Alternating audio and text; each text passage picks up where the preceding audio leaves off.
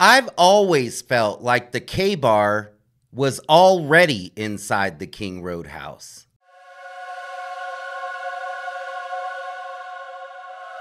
Hey everyone, it's Lucky with Unfiltered Lucky. And today I want to talk a little bit about the K-Bar as well as the sheath. Now, I remember when I first read the news about investigators finding this sheath inside the King Roadhouse. And I remember thinking to myself, what an odd thing to leave inside of a crime scene. I mean, unless you're going to have a knife sheath attached to your body, then there would really be no reason to even bring it. Why would somebody enter a 3-story house with bad intentions and they don't know how many people are inside this house, but there's a lot of cars parked out front, while holding the weapon with the sheath still on it and not attached to their body? I mean, if this individual had bad intentions and they were sneaking into this house in the middle of the night, they would be ready. In my opinion, there's no way he enters this house with the sheath still on the weapon and not attached to his body. That would be like entering a dangerous situation, holding a firearm with the holster on it and not attached to your hip. That just wouldn't make sense. He would be carrying an extra accessory into the crime scene. And in my opinion, Bryan Kohberger would know that. Now, we know that whoever committed this crime was a male because Steve Gonsalves confirmed that even before Bryan Kohberger was arrested. So when I say he, I'm referring to whoever committed this crime. I'm not necessarily talking about Bryan Kohberger, because I do believe that it's possible that he could have committed these crimes. But in my opinion, I just haven't seen any evidence or any connection between him and these victims in which, would make me believe that he did commit these crimes. Now, I know that it's very possible that information is going to come out in this trial and it's going to pull this whole thing together. But as of right now, I just haven't been able to find a connection that I think would tie Bryan Kohberger to these crimes. Now, I'm also not saying that I don't believe that a K-Bar knife was used to carry out these crimes. Maybe one of the weapons that was possibly used. But what I am saying is I don't believe that the K-Bar was brought into the house that night.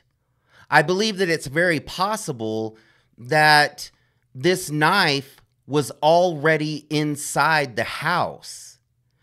It's not uncommon. It's actually very common for a weapon to be taken away from someone and then used against them. So in my opinion, it's very possible that someone living inside the King Roadhouse owned or was in possession of that K-Bar. It would explain why this sheath was found on Maddie's bed. I simply just don't believe that it was ripped off of the assailant. I mean, a K-Bar sheath is built to be durable. They're stout.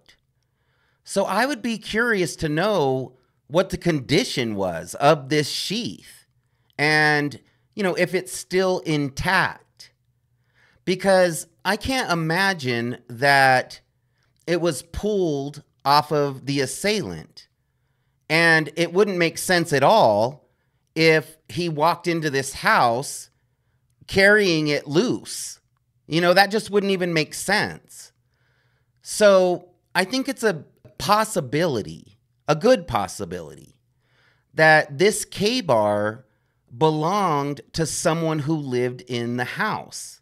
And maybe that would explain why it wasn't attached to anything. I know that they were investigating where Bryan Kohberger may have gotten this K-bar. But think about that. They believe that he may have even bought this knife on Amazon. That wouldn't make sense at all. Bryan Kohberger is extremely educated in cloud-based forensics. And he's also extremely educated in how law enforcement gathers evidence. So why would he overlook that? Why would he buy this knife online? That wouldn't make sense at all. I guess maybe for the same reason that he would drive his own car to the crime scene and take his phone with him as well. These things just don't add up. Now, if the prosecution has a reliable witness or a credible informant, then that's something else.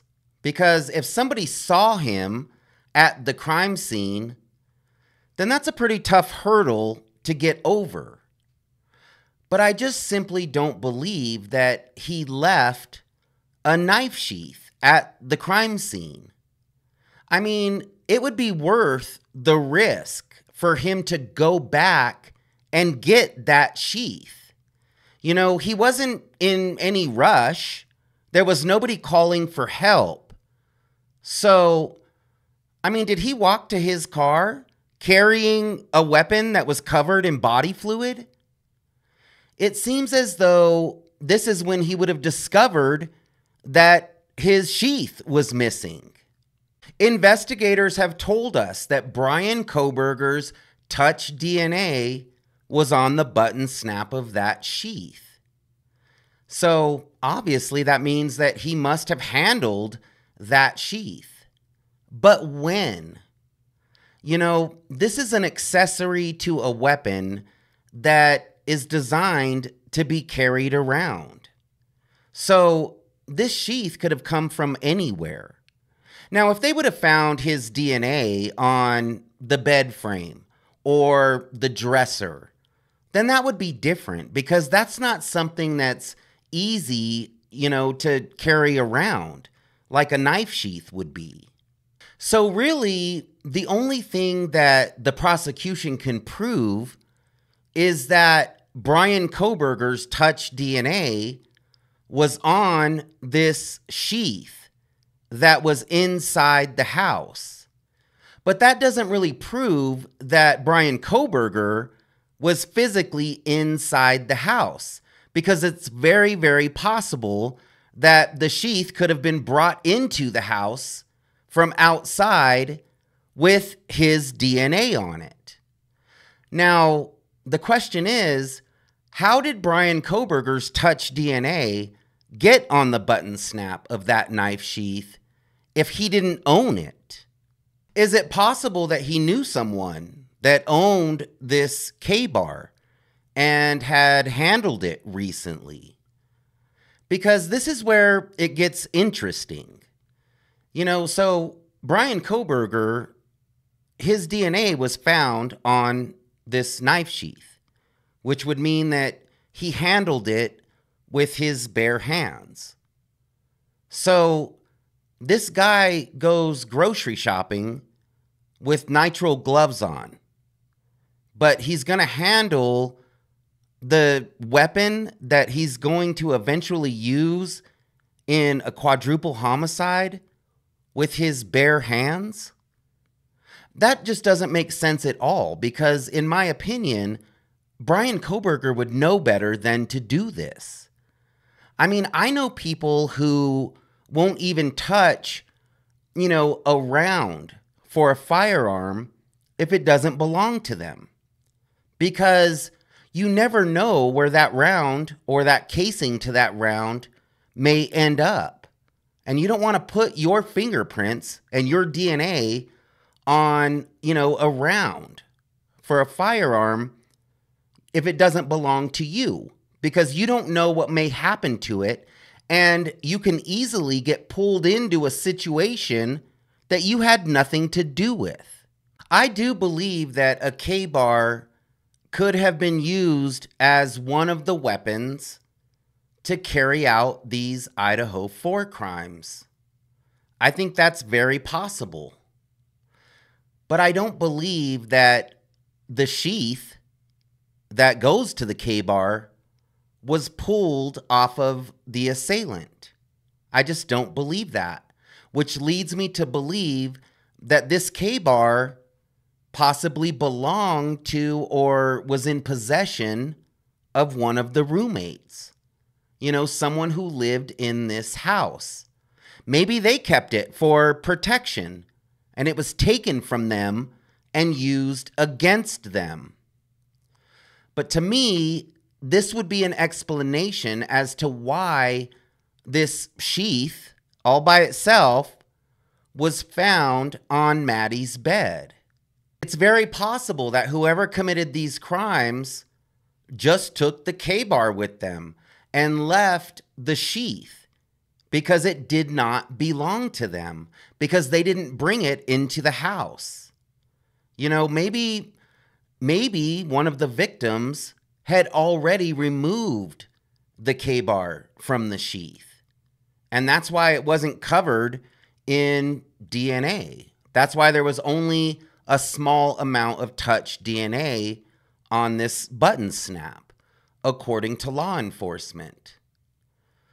I just feel like this accessory to a weapon is just a very strange thing to leave inside of a crime scene. I feel like that's something that whoever committed this crime would have gone back for.